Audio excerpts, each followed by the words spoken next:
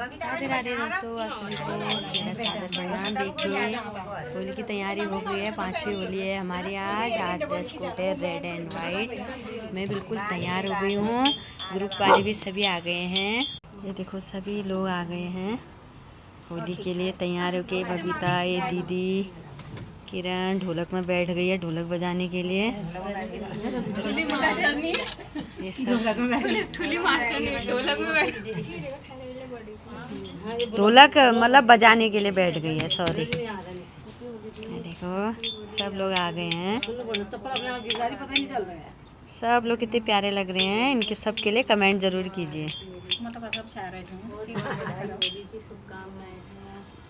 देखो सब में रंग लगने लग गया है। आज एकादशी भी है। हैप्पी होली हो गया।